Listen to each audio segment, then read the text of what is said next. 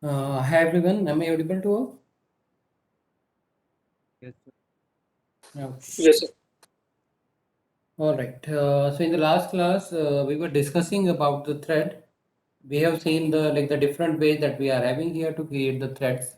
Now today we'll be having focus over the methods that are available here, using which we'll try to control the behavior of the threads to some extent. Okay. So here we are going to start with the first topic named thread life cycle. All right. A thread can have the following states in its lifetime. And what will be the states here? The first state will be the newborn state.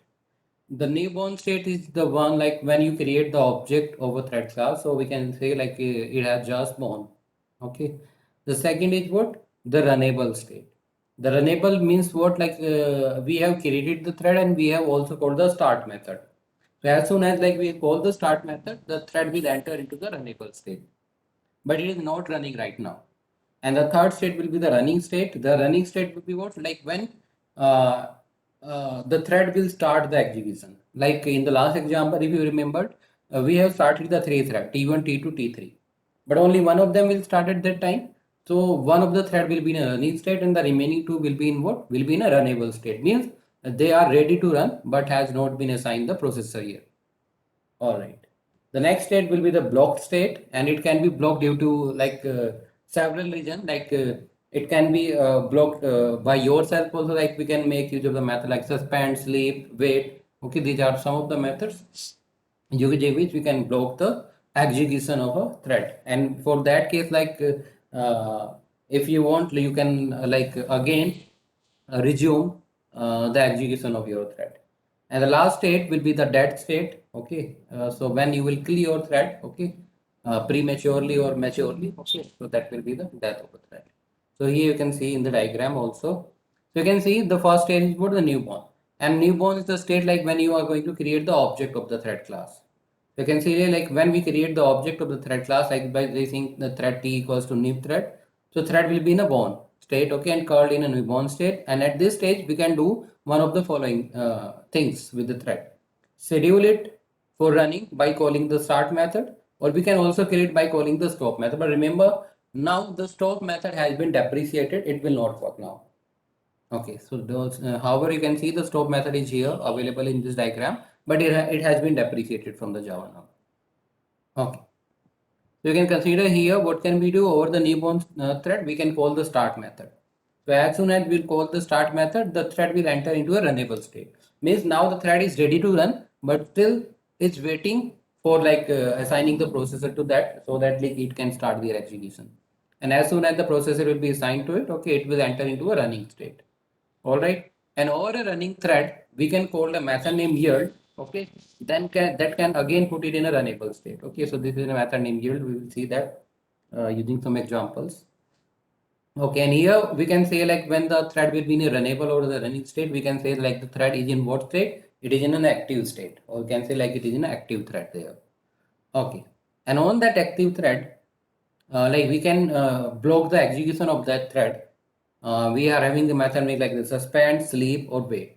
Using all these three methods, we can suspend the execution for some time. Okay. And after that, like if you want to make the thread again active, so again, like you can call the method resume or notify in case of suspend or sleep. Okay. And in case of wait, like when the wait period will be over, okay, it will be active automatically again. All right, and here you can see like at any state, like whether thread in a new state, newborn state, in active state, or in idle state, we can call the stop method to kill it. Okay, however, like when the life cycle of the thread will be completed, it will be automatically dead. Okay, so this is the life cycle we have of the thread. All right, so now let's see the example here. So, excuse me, sir. Yes, yes. So what is the difference between runnable state and running state? Look, let's discuss about the last example we done yesterday. You can see here in the last example, like we are calling T1 dot start, T2 dot start, and T3 dot start. All right. So at this state, T1, T2, T3 all will be in a runnable state. Means they are ready to run, but still like the running has not been started. Okay. So now let's suppose first of all T1 has started the execution. So in that case, the T1 will enter into running state, means it is running right now. And T2 and T3 still is in what state? In a runnable state. Means they are ready to run, but still the processor has not been assigned to them. Is it clear? So runnable means they are ready to run, okay, but not actually running right now. Running means actually it is running. Is it clear? Okay, sir. Okay. All right. Let's see the example here where we'll try to use some of the methods here. Let me copy paste it first.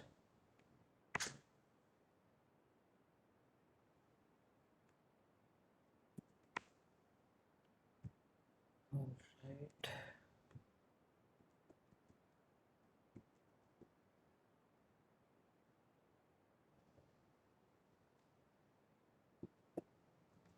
And here I think I have make use of the stop method also, and stop will not run now because it has been deprecated. For that, either you should have an older version of JDK, then it can run.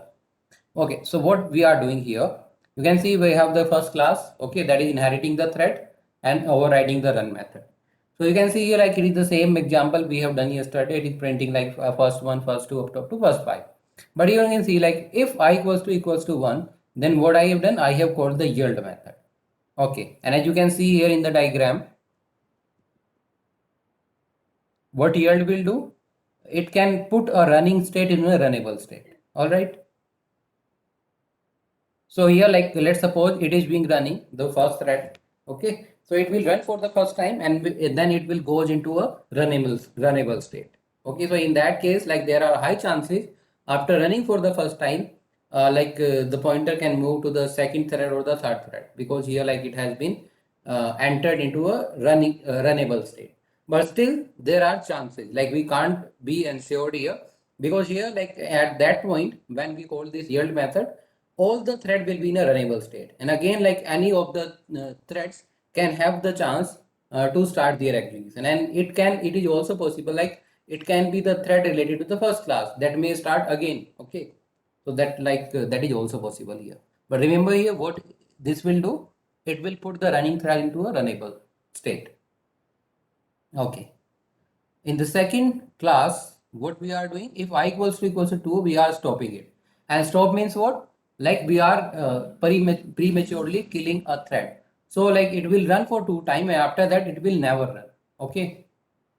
So this is what we are doing here. But as I told you, like I think it has been depreciated now. We'll see that while running it. Okay. Then in the third class, what we are doing is we are printing what third one, two, three, and so on. And here, like we are saying, if I mod 2 equals to 0, then we are seeing thread dot sleep. Okay, and here like you can specify the time in millisecond. So here you can see it is in a 1000 millisecond, means 1 second. So actually, what we are doing here, we are putting a running thread into a blocked state by calling the sleep method. So here like your thread belong to this third class will goes into a block state, okay, for a 1 millisecond of time. After that, it will automatically came into a runnable state, and it will throw a checked exception. Interrupted exception is the name of the exception here, and that need to be catched. Okay, that is like I have put it in the try catch block. And the other way is what? Like you can also make use of this, like throws. You can say the exception. If you forgot the name of the exact name of the exception, that will be thrown by here. Or you can also say what? You can also say the interrupted exception. That is the exact name here.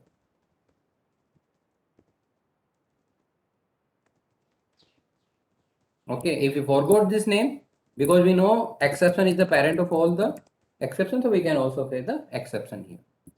But here, because I have used the try catch, so I don't need that. But because it is in a checked exception, the interrupted exception, that is why like it is compulsory to handle it. Okay. And now what we have done, we have created 3 threads, T1, T2, T3 corresponding to classes first, second, and third. And then we have started them by calling the start method.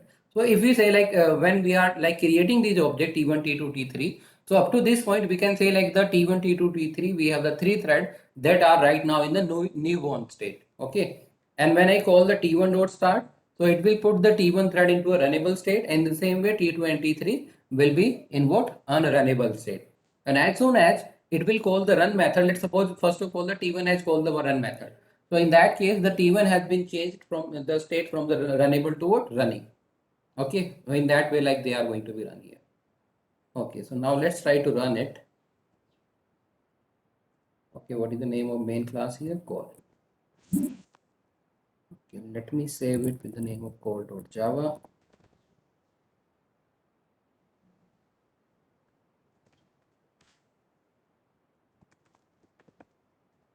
Desktop, say Java C, call.java.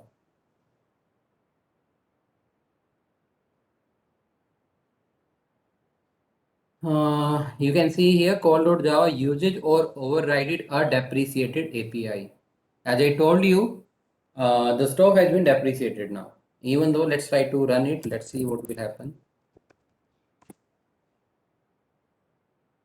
Okay, still it is running. Okay. But you can see here, actually what we have done, we have stopped the thread T2, okay, by calling the stop method.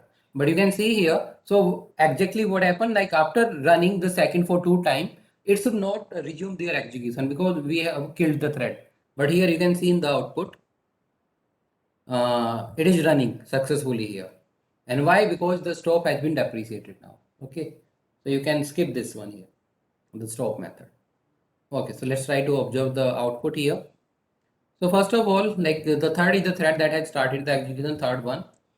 It has started only for the one time. Okay. After that, we have the first one, second one. Okay. And after the second one, we have the first two, first three, first four, first five. So here you can see, after running the first two, what we have written there. Sorry, if I equals to 1. Okay. If like after printing what? First one. Like there are high chances after printing the first one, it should be moved to some other thread. Why? Because we have called the yield method there. And what yield will do? It will put the thread first, or we can say a thread T1 into a runnable state from the running state. So now the other thread, or like there are less chances the same thread can start the execution. Like here you can see, after that the second thread has started the execution. Okay, and one more thing that you can note here is what? Like after running for the 2 time, the third thread, okay, it's the execution should be like switched to some other thread. Why? Because like after running 2 time, it has to sleep for 1 second, and in that 1 second, okay, it can be moved to some other thread to execute. Okay, where we have third two, yeah, after third two, okay, it has started the third three later on.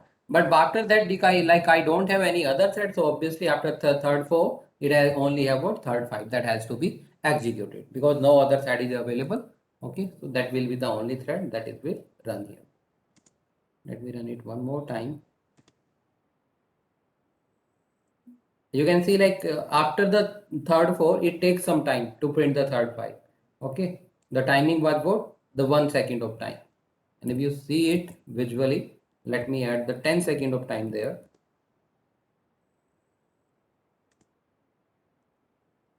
You can see it is waiting, and it has to wait for 10 seconds. After that, it will like print what? A third three. After third four, it has to wait for 10 seconds. Then it will print the third five. All right. So I hope you are getting the point of these three methods that we have seen here. The yield method, and what else? The sleep method. As we know, like the stove will not work now. It has been depreciated. Yeah, anyone any doubt in that? Then let me know. So here what actually we are trying to do is, we are like trying to control the behavior of our thread to some extent by making use of these methods. Anyone any doubt in this? Then let me know. No, okay. All right. So the next topic that we are having here, something called a thread priority. And again here, like we'll try to control the execution by assigning more priority to some thread, like to if like we want some thread to be executed first, then we can assign that thread more priority as compared to the other one. So in Java, each thread is assigned a priority, as we already know, which determine the order of their execution. So thread priority determines the relative priority of one thread over the another thread. And thread priority is actually in Java is an integer value that may vary from 1 to 10. All right. So thread class defines the three priority constant. You can see here the first constant is a mean priority that has the value 1. The norm priority by default, or each of the thread will be having the norm priority. Okay, that will be 5 by default. Max priority will be having the value 10. Okay, and we have a method named set priority where we can pass an integer value like 1, 2, 3 up to 10 to assign a priority to a particular thread. Okay, so if we do not define any thread priority, then by default every thread has what? The norm priority, means the 5 priority. Okay, if two or more thread have the same priority, then it depends, like as I told you, like there will be several other factors like the operating system you are using and several other things. Like let's suppose you are using a Windows operating system, then they will be treated by the, I think if you have learned about the operating system, you must be aware about the round robin scheduling algorithm. Okay, so this is the algorithm that it will follow to schedule the running of to schedule the execution of these threads there. Okay, if you want to check the priority of any, if you want to check the priority of any thread, then you can make your method name what? Get priority. Okay, so we have the method set priority to set the priority, get priority to get the priority. Okay, so let's see it in example.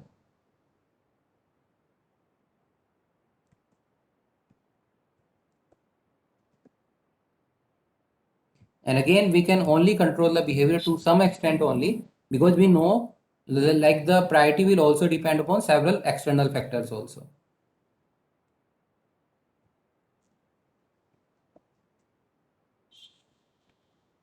All right, so let's see it. So again, we have the first class, second and third. These are the normal classes you can see here. All right, and in the main class, first of all, I have created the thread T1, T2, T3 corresponding to class first, second and third. And after that, you can see here, I have set the priority of both. Okay. So here the T1 is having the minimum priority, T2 is the maximum priority. Okay. And T3 priority is what? Like whatever the priority of T1 we are having, we have added only one to that. Okay. So here T3 will be having the priority in between what? In between T1 and T2. Okay. And then I have started T1, T2, T3. So in that case, there are high chances of what? High chances of like the T2 thread will start the execution first. Okay. Okay, so like we cannot be ensured about that. Okay, but there are like very high chance. Why? Because manually the priority of T2 is higher here that we have set here. Okay, let's try to execute it.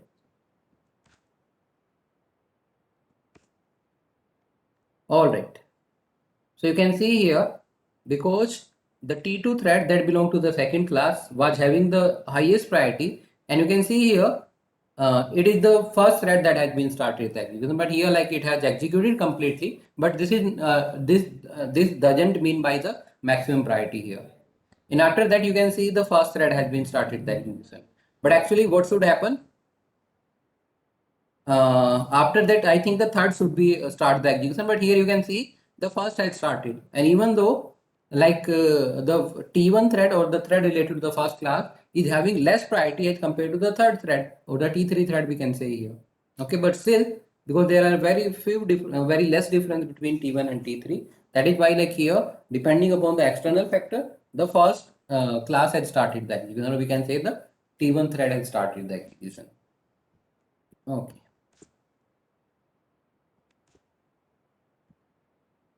All right. So as I told you, like here again, we can control the behavior of the thread only to some extent. Okay, by defining these priority.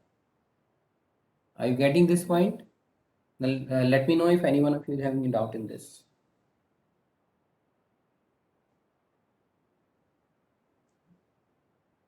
Anyone? No Any doubt. doubt? Okay.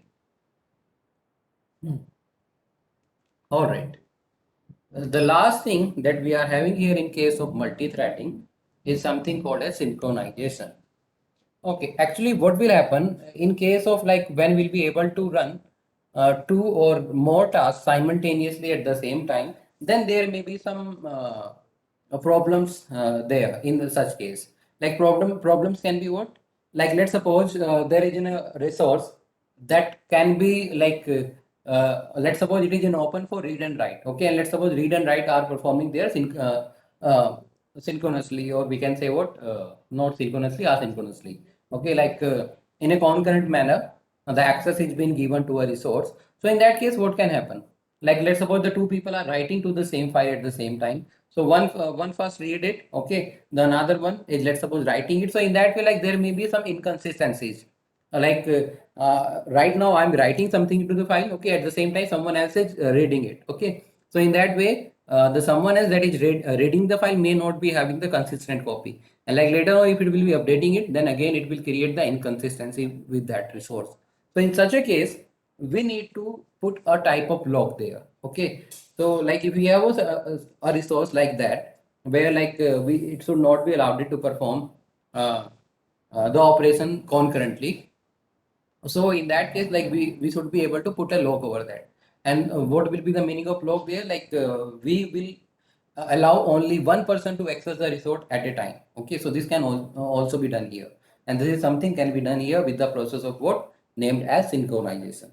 So like if two or more threads want to access to a shared resource at the same time, and the resource is such that it may produce some incorrect result if accessed concurrently. Like for example, one thread try to read a record from a file while another is still writing to the same file. Okay, so the thread that is like trying to read it may not be having the consistent copy. Then because like in the at the same time, it is also being uh, written something into the file by some other thread at the same time. So in such case, there should be like some way to ensure that only one thread can access the resource at the same time.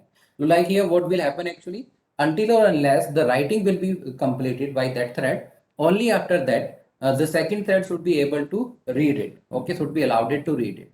Okay. And this is something can be achieved here by a process named what synchronization.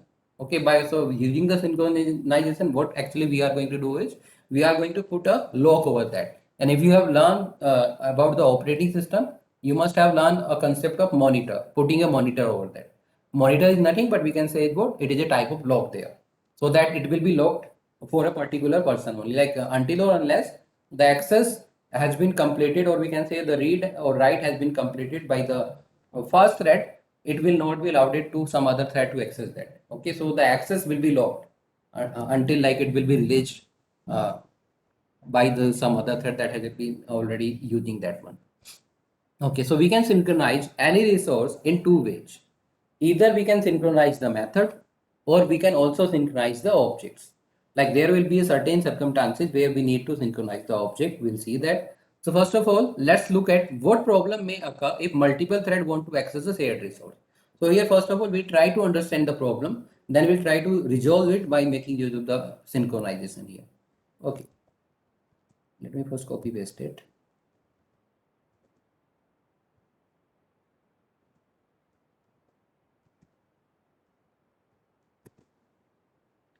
All right. So here we have a class named test. Okay. That is implementing the runnable, or that can also extend the thread. That's up to you how you want to implement the concept of a multi-threading here. So that has a variable name points. Okay. That are initially set to 10. And here like we are considering these points are the resource that we want to like monitor for the synchronization. Okay, like if like we allow the multiple thread to access this at the same time, then it will create the problem. Okay, let's see how it will create the problem.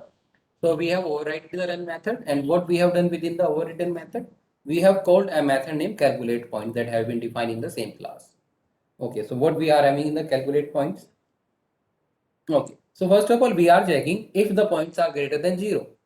Okay, so if the points are greater than 0, then what we are doing? We are assigning a 5 point to that particular thread. So here we have just printed what you got 5 points.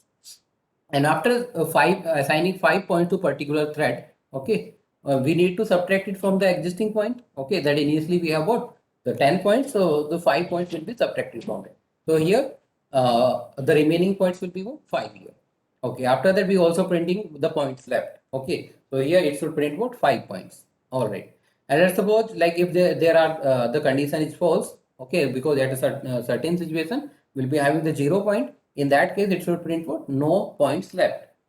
So ideally, what should happen in that case? As you can see, we have only the 10 points, okay, So how many times you got 5 points will be printed? Can anyone tell me? How many times it will be printed? So 2 times. Obviously 2 times. Okay. So it should be printed 2 times only. Because every time it will be printed, the 5 point will be subtracted from it. Okay. And we'll be having the 5 point remaining in the next iteration. Those 5 point has also been assigned, and here the points will be 0. Okay. And you'll be getting a message like points left 0. And after that, like if T3 thread will try to access the same. So for that, this if condition will become false. And in that case, it should get a message with no points left. Okay. So what we have done here, we have created the 3 thread, okay, of the same class. Okay, so that is why like I have passed the same object there, test. Okay, and we have started the thread T1, T2, T3. Okay, so let's see what will happen in that case.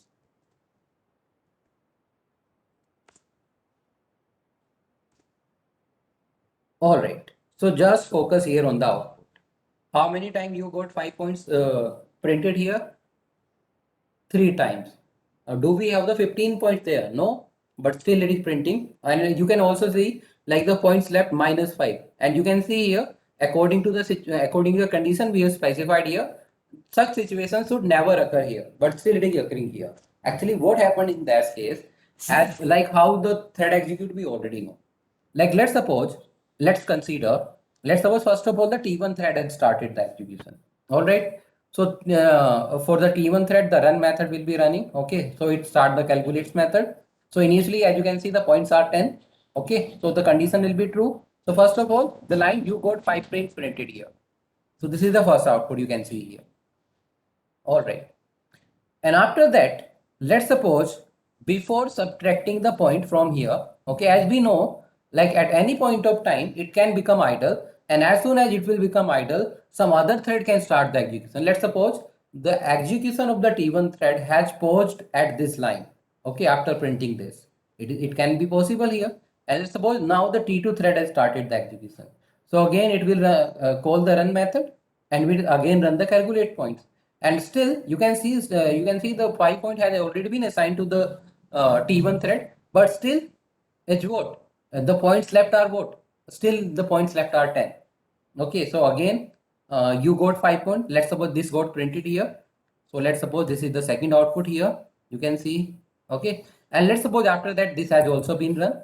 Okay, so let's suppose after that we are having the 5, let's suppose point left here. And let's suppose the T2 thread has paused here. And let's suppose after that the T3 has started the execution. In the same way, run method will execute for that, and still the calculate point sorry, the points remaining will be what? Still these will be 5. Okay, so again the you got 5 printed will be printed here, and you can see this is what is happening here. Okay, and after that, like later on, wherever the T1 T2 thread has paused, so they will resume from there onwards. Okay, and that is why, like you can see here, you are getting some wrong output. So are you getting this? Why you are getting the wrong output here? Let me know if anyone of you is having confusion in this. So if you are having any such thing, okay, there you should have a monitor, or we can say have a log of type what, like until or unless the thread that is currently executing or currently having the access to a resource, to a shared resource, okay, no other thread should be able to access that resource until or unless that currently executing thread should release that resource. All right. Otherwise, we'll be getting a problem like the same we have seen this example. Let me know if any one of you is having any doubt in this example. So here we have seen the problem. Now we'll try to solve it by making use of what? Synchronization. So now what should we do? Okay. So we need to synchronize this calculate points method here. Okay. And in that way, like we will make sure that until or unless the execution will be completed for a particular thread, no other thread will be able to enter into that. So here, like let's suppose first of all T1 has started the execution. Okay. So as soon as it will enter inside the calculate points. Okay. So until or unless it will like complete their execution, no other thread like T2 or T3 will be allowed it to access the calculate points. And in that way, like we'll be obviously getting a correct answer here. All right. So what can we do in that case? we can synchronize the calculate points method, and the only thing that is need to be done here is what? Just put the keyword synchronized here. Synchronized. And that's it. Now let's try to run it again.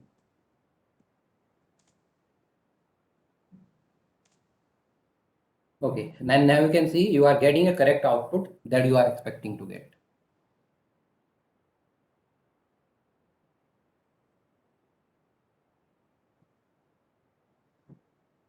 All right. Okay, so we can also synchronize the objects, and this will be the case like let's suppose someone else has been created to the class and you do not have the access to that class. Okay. Okay, so let's try to do this also. Let me first copy paste it.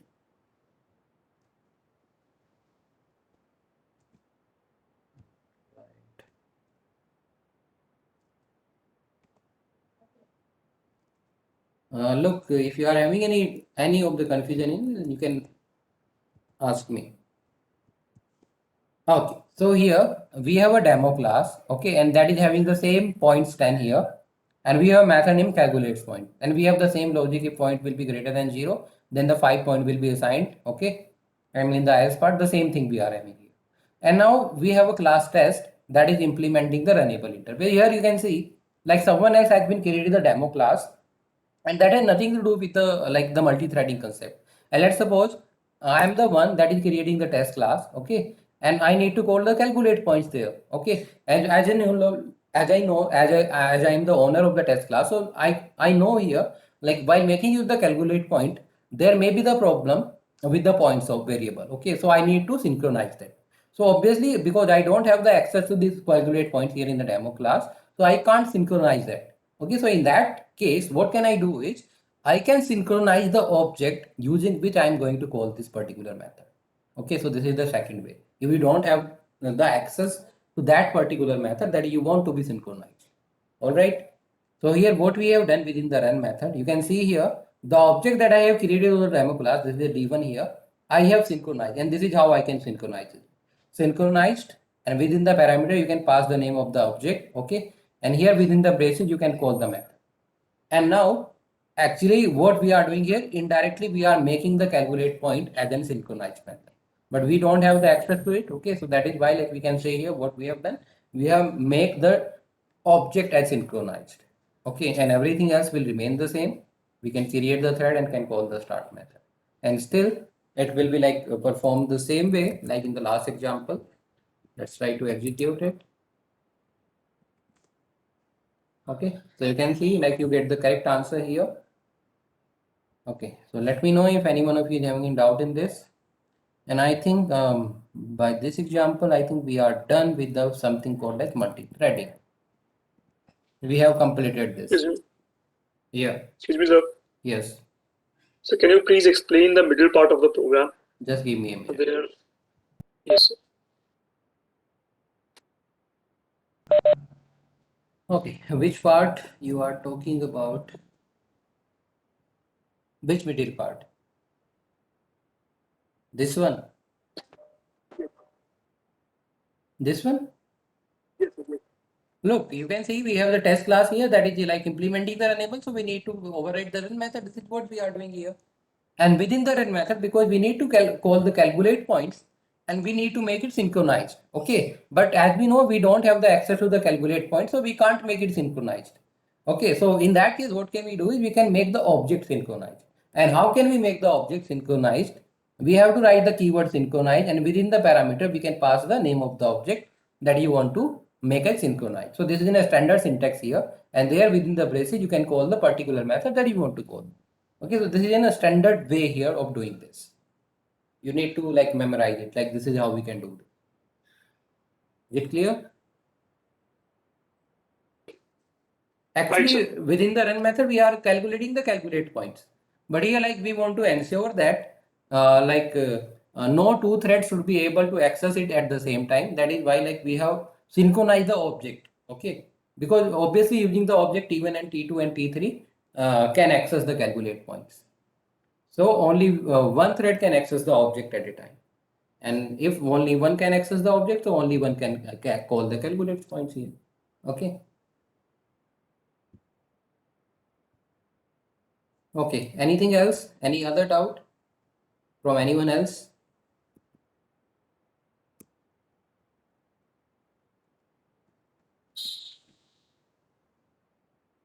I'm waiting for the doubts if anyone is having any doubt.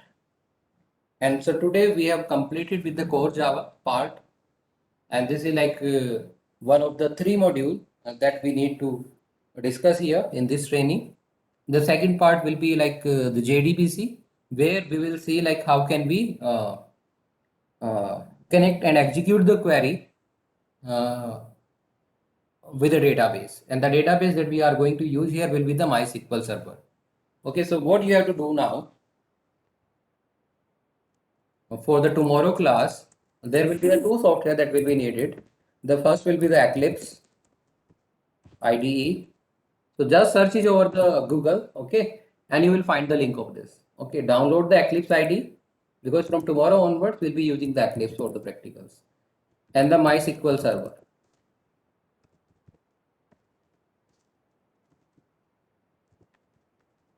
Okay, and here like if you will not be able to find the MySQL server, what will be the other way that I will be using here? I will be using the JAMP server. Actually, the JAMP server having the MySQL inbuilt there. Okay, so you can also download, and I will recommend the JAMP. And I think if you are like doing the PHP, you must be aware about it. Okay, so now you have to download the Eclipse and the JAMP server. Okay, so by the tomorrow class, okay, these 2 softwares should be ready on your system. Yeah, anyone any doubt? Then let me know. Sir, from tomorrow is the advanced Java class start. Yeah, advanced Java. In the advanced Java, we'll be learning the JDBC part. JDBC means the same console application. We'll try to connect them with the database, okay, and we'll try to perform the queries there. Like how can we store the data? How can we manipulate it? How can we like access it? Type of thing. Okay. Okay. Yeah. Anyone else? Any other doubt?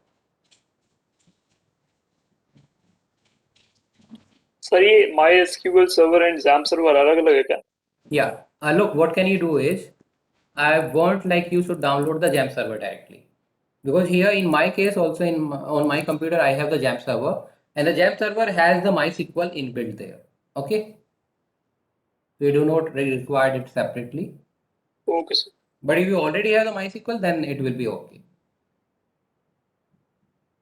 Because here in my case also I don't have the MySQL as a standalone software. I have it inside the JAMP server. And there what actually we can do is after installing the JAMP, you will be having it in the C drive. Okay, you will be having a folder name like this, and there you can go to the JAMP control panel. Just open it, and here you can start the MySQL. Let me show you. Okay, so you can see like the Apache server and the MySQL server. Okay, you just need to start it. Okay, and now you'll be ready to work with the MySQL. Okay, so this is the only thing that is required to do. And just like enter it in the Google. Okay, you will be easily you will be able to find it. Okay, so anyone else any other doubt, then let me know. Otherwise we are done for the today lecture. No doubt, sir. Okay, so now we'll be taking a break of 10 Sir, minutes. will we be doing, Yeah. Yes. sir, excuse me, sir. Yes. Will we be doing any concepts of Spring or Hibernate, sir? No, like in your syllabus you don't have any framework. We don't have that much time. Okay, sir. Okay, so now we'll be taking a break of 10 minutes. Okay, after that I will be taking the attendance. Meanwhile, you can start implementing the practicals.